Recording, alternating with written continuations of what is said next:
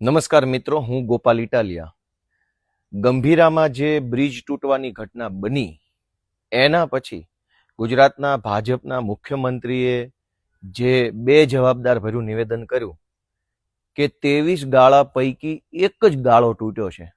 આટલું બધું શરમજનક અને બિનસંવેદનશીલ નિવેદન કર્યું તે બદલ મેં એક કવિતાની રચના કરી છે. આજે જ 10 તારીખે ગુરુ પૂર્ણિમાના દિવસે મારા મનમાં જે શબ્દો સ્ફુર્યા એ મેં લખ્યા છે અને હું ગુજરાતના ભાજપના સૌ નેતાઓને આ કવિતા સમર્પિત કરવા માંગુ છું. દાદા કહે છે કે પુલ નહીં તૂટ્યો છે ફક્ત એક જ ગાળો. દાદા કહે છે કે પુલ નહીં પણ તૂટ્યો છે ફક્ત એક જ ગાળો. ભાજપની સત્તાને કોણ સમજાવે કે તૂટ્યો છે પરિવારનો આખો માળો. દાદા કહે છે કે પુલ નહીં પણ તૂટ્યો છે ફક્ત એક જ ગાળો.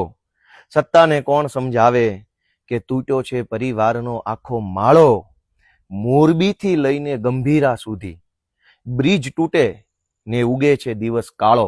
રોજ એટલી બધી દુર્ઘટના બને, સવાર પડે ત્યારે ખબર પડે કે આવું થઈ ગયું. કે મોરબીથી લઈને ગંભીરા સુધી બ્રિજ તૂટે ને ઉગે છે દિવસ કાળો.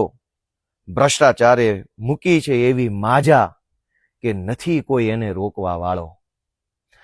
આગળ કે હલકી ગુણવત્તા ચાલી જશે, ગમે એવું ખરાબ કામ કરો ભાજપના રાજમાં ચાલશે. હલકી ગુણવત્તા ચાલી જશે, બસ કમલમમાં આપો પાર્ટી ફંડનો ફાળો. લાશો ઉપર લાશ પડે છે, એટલી લાશો એનો નથી હિસાબ કે નથી મળતો કોઈ તાળો.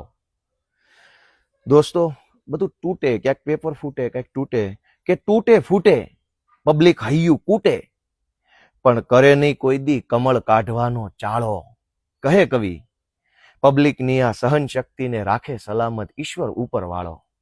કે તૂટે ફૂટે પબ્લિક હૈયું કૂટે, પણ કરે નહીં કોઈ દી કમળ કાઢવાનો ચાળો. કહે કવિ, પબ્લિકની આ સહન શક્તિને રાખે સલામત ઈશ્વર ઉપર વાળો. અને છેલ્લી લાઈન છે કે ગોપાલ ઇટાલિયા બે હાથ જોડીને વિનવે છે કે હવે સૌને પાછા વાળો. ગોપાલ ઇટાલિયા બે હાથ જોડીને વિનવે છે કે હવે સૌને પાછા વાળો. બહુ થઈ ગયું, હવે પોતાનો આત્મા જગાડે ગુજરાતી મરદ મુછાળો. દાદા કહે છે કે પુલ નહીં પણ તૂટ્યો છે ફક્ત એક જ ગાળો. સત્તાને વળી કોણ સમજાવે કે તૂટ્યો છે પરિવારનો આખો માળો. દોસ્તો, હવે કમળ કાઢવાનો વારો આવી ગયો છે. હવે પોતાનો આત્મા જગાડે મરદ મુછાળો. એવી વિનંતી સાથે ગોપાલ ઇટાલિયાના જય જય ગરવી ગુજરાત.